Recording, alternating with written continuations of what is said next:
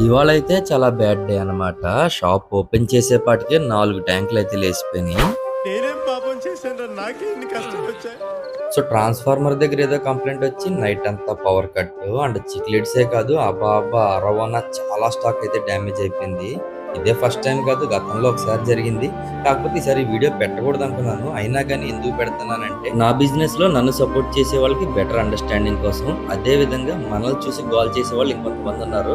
So, వాళ్ళకి కూడా ఒక క్లారిటీ అయితే ఉండాలి కదా! అందుకని చెప్పి పెట్టడం జరిగింది. అండ్ పోలార్ ప్యారెట్స్ చూడండి ఫుల్ సైజ్ అన్నమాట బ్రీడింగ్. అండ్ ఇవి కూడా డ్యామేజ్ అయిపోయినాయి. అండ్ ఇవే కాదు, మన మాన్స్టర్ ట్యాంక్‌లో ఫ్రాంటోజా ఉంటుంది. మీ అందరికీ తెలిసిందే. ఒక ఆయనైతే దాని మీద 8000 కోట్ చేశారు. అయినా గానీ నేను ఇవ్వలేదు. బట్ ఇవాళ అది కూడా చనిపోయింది. ఏం చేస్తాం మరి, టైం బ్యాడ్ అనమాట.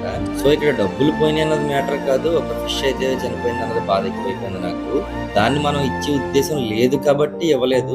ఇచ్చేసి ఉంటే ఆవేళ అది వేరే సంగతి. సో, నేను పెంచుకుందాం అనుకున్నదే ఇలా అయింది. అదే ప్రాబ్లమ్ అనమాట. సో, అక్వేరియం షాప్ మెయింటైన్ చేయడం అంటే ఆషామాషీ విషయం కాదు. సో, ప్రాఫిట్స్ అన్నీ పక్కన పెడితే ఇలాంటి స్ట్రోక్‌లు అప్పుడప్పుడు తగులుతా ఉంటాయి. అలాంటప్పుడు కూడా ఎంత హార్డ్‌గా ఉన్నాం అన్నదే ఇంపార్టెంట్ అనమాట.